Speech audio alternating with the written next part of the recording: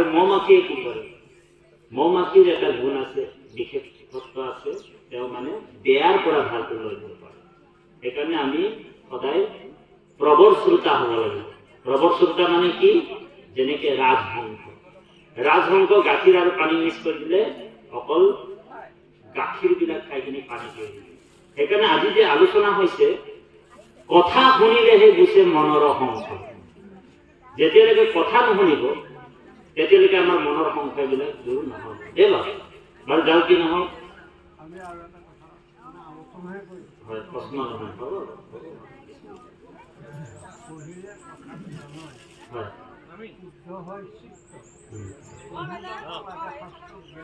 নিমিত্তে হয়।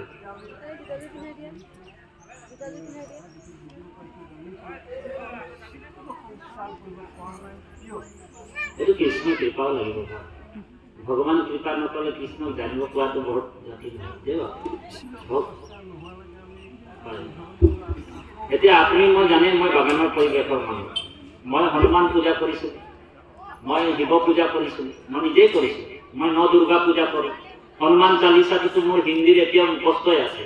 जय हनुमान ज्ञान गुण सागर, जय कपि सती लोक उजागर, अंजनी पुत्र पवन सुत नामा है, परिसिद्ध उदियारा, राम द्वारे तुम रखवारे, हो तुना अय्या बिना पेसारे, तुम राघवन राम को पावे, जन्म जन्म का दुख बिसरावे, अब जाए जहाँ हनु भक्त कहलाए, और देवता चितना धराए, हनुमत से सर्व सुख कराए।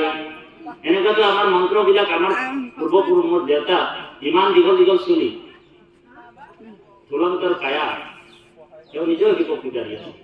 এইফালৰ পৰা শিৱ পুৰাণ বাবাই মোক যুক্তি দিয়ে, হা মই এইফালৰ পৰা ভাগৱত পুৰাণ মাৰি কিনি তেওঁৰ খণ্ডন কৰি পেলাম। অ হৰি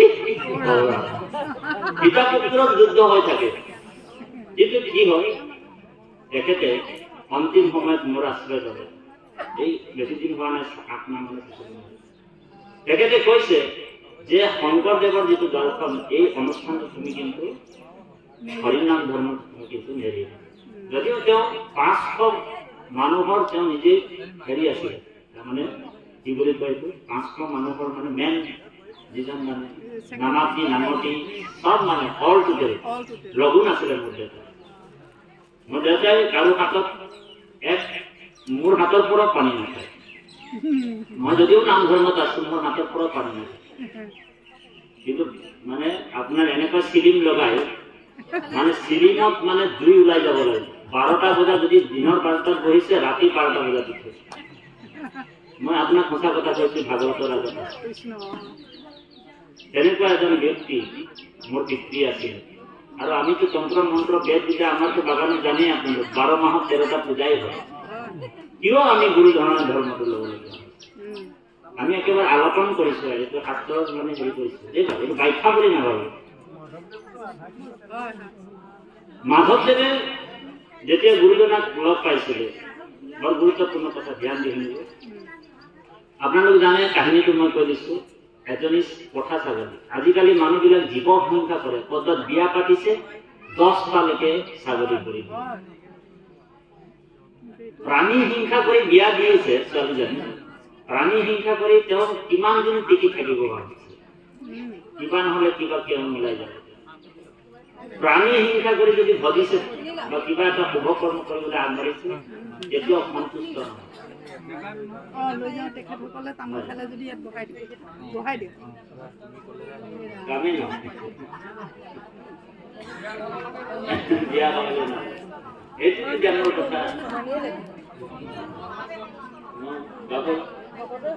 প্ৰাণী হিংসাটো ভগৱানৰ সেৱা নহয়।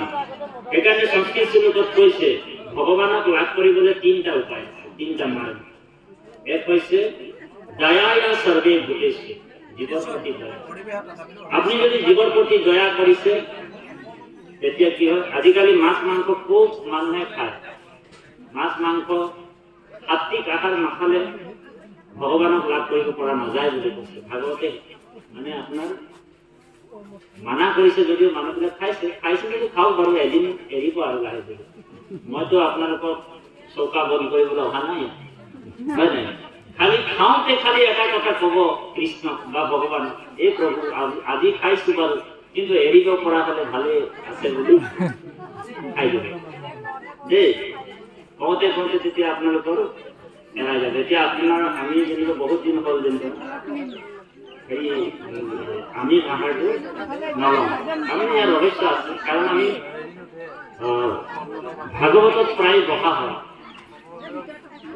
ঈশ্বৰৰ লগত সংযোগ হৈ আছে প্ৰায় মানে আমি ভগৱন্তৰ প্ৰাৰ্থনা কৰো যাতে আমাৰ শৰীৰটো আমি পবিত্ৰতা বাহিৰে ভিতৰে আমি শৌচতা হ'ব লাগে বোলে বাহিৰটো অকল চাফা কৰিলো ভিতৰটো যদি আমাৰ অপবিত্ৰ হৈ আছে তেনেহ'লে নহ'ব সেইকাৰণে বেদত কৈছে আহাৰ শুদ্ধয়ো শতশুদ্ধি আপুনি আহাৰটো সাত্বিক খালে আপোনাৰ বিচাৰ বুদ্ধিবিলাক সাত্বিক হয় হয়নে আহাৰ শুদ্ধয়ো শতশুদ্ধি শতশুদ্ধি ধ্ৰুৱা স্মৃতি বুলি কৈছে আৰু যেতিয়া আপুনি সাত্বিক আহাৰ খাবলৈ আৰম্ভ কৰি দিব আপুনি চাব আপোনাৰ মাইণ্ডটো কেনেকৈ হয় আপোনাৰ জীৱনত বিনম্ৰতা হয় আৰু যদি আহাৰটোৱে গোটেই গণ্ডগোল কৰি আছে এতিয়া